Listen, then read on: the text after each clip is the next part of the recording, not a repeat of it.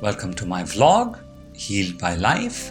I'm Sam Malik, wishing you peace, joy, and healing. Almost all of us have 1,000 thoughts a minute.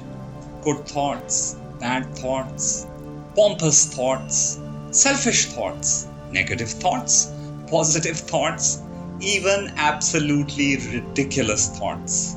Our conscious brain filters these thoughts through our intellectual biases into a single idea which we can comprehend, often pleasing to our ego. So while we claim that we have had a single thought or idea, we have actually experienced thousands of thoughts to reach it. Imagine an intellect or consciousness which is aware of each one of these thoughts.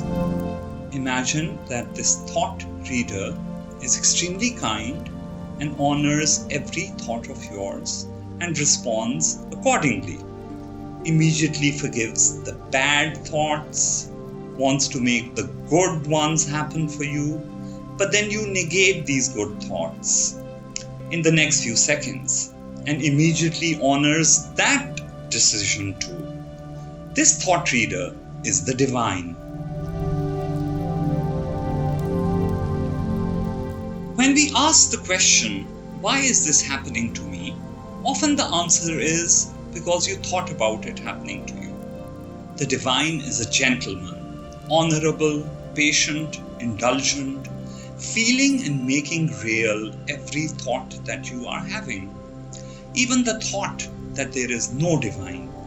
This level of interaction is extremely intimate and beyond the words private, secretive, etc.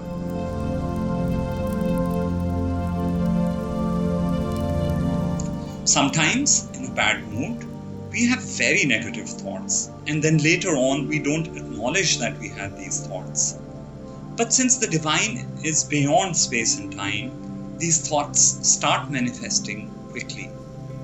Eventually, through the divine, life starts acting like a mirror for our own thoughts. All this happens with complete privacy, of course. The divine is such a gentleman that you can deny him, and that too is mirrored in your life. This is a relationship of choice, of free will. There is no compulsion one way or another.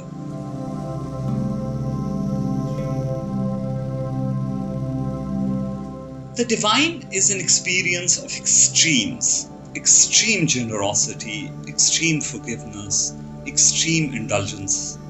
Very confusing for people who do not comprehend these extremes easily, who themselves are mediocre in their own generosity, forgiveness, and indulgences of others. How did the divine create a universe in which everything loves him back and willingly obeys him except man? For man, there is free will to the extreme of denying the divine. Reality belongs to the divine only.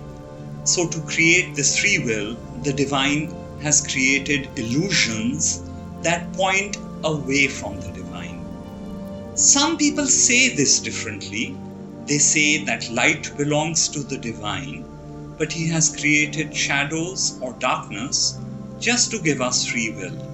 The choice of entering the light or remaining in darkness.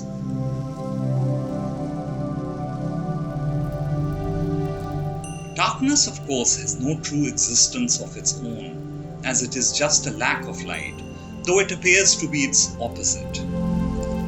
This gives us free will or choice. The divine wants to be experienced by someone who chooses to do so willingly. And yes, the divine created life and the universe so you can choose to experience in one day as the creator and source. Of course, that's too elegant, too simple, too generous, and too improbable for many people, and that will become their experience. Good and bad are shades of the same thing. A good day can go bad, a bad idea can have good results, and so on and so forth. They both still point towards the divine goodness and are derived from it. Evil, on the other hand, is an entirely different thing. it is the pointing away from the divine or a complete denial of the divine. So while good and bad can still lead to the truth, evil is a lie.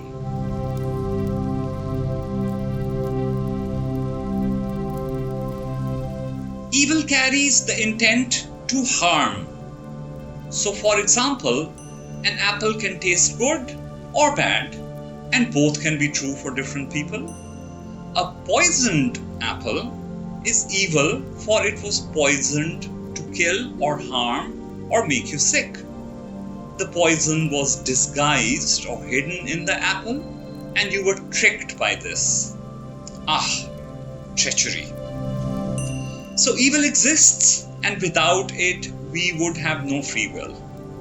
The divine, in his generosity, has given man the ability to poison someone's apple.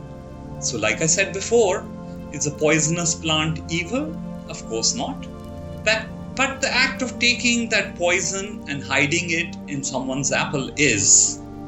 The person who does that cannot be called evil, as they may do good things also, but the action they took is evil.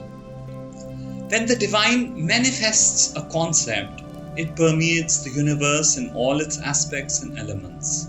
So evil too exists in visible and invisible forms throughout the universe.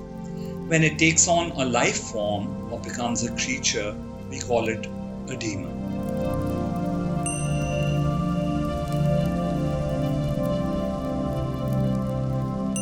When divine light takes on a form, we call it an angel. And both revolve around man with equal intensity. So man is given a fair chance. Man contains both good and bad, and this attracts the angels and demons, both trying desperately to tip the balance in their favor. But why man? Remember the divine lampshade? If man chooses darkness, the universe becomes more conducive for the demons to have some power over it. But if man chooses light, it becomes more angelic. Both sides need man's participation to enable them to have influence over the physical universe. Demons use treachery for this purpose, just like the example above of the poisoned apple. And treachery has no rules. So while the angelic side will wait patiently to let you choose goodness, the demons will enter your being and even enter your mind, hijack your brain and make it think evil thoughts, which don't even belong to you. They will trick you into doing evil things through possession, and this will of course lead to disease. We get sick due to lack of nutrition and prana, accidents, injuries, etc. But many traditional healers insist that a major cause of diseases is demonic in nature. From parasites to more subtle forms of entities, particularly for many mental or psychological disorders. More on this later. I know that I have already gone too far for the average scientific-minded, rational person. But spirituality cannot be fully discussed without this darker side.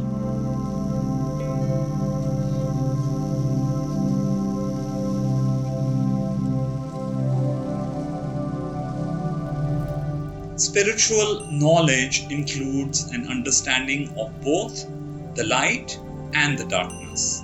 And the only protection that we have from this darkness is the divine. When we talk about karma or the karmic record, a keen observer will see two things. One is that there isn't equal justice when it comes to karmic retribution. It is usually lopsided, favoring softening and forgiveness. We often deserve severe punishment for many of our actions, but are often let go of with less painful retribution. This hints at divine forgiveness and goodness, even indulgence. And the second thing that only a master can confirm is that the karmic record is not based on the external world events and people and places, etc., but only on your internal emotions. It is simply a record of your good and bad emotions and intentions. While this makes the playing field fair, it doesn't matter how rich or poor you are, how strong or weak, etc. But what matters is your emotional reaction to life as it unfolds around you. These emotions are universal, and spiritual mastery lies in being able to control your emotions and eventually thoughts. The manifestation of these emotions, if negative in nature, leads to disease in the body. The punishment is self-inflicted.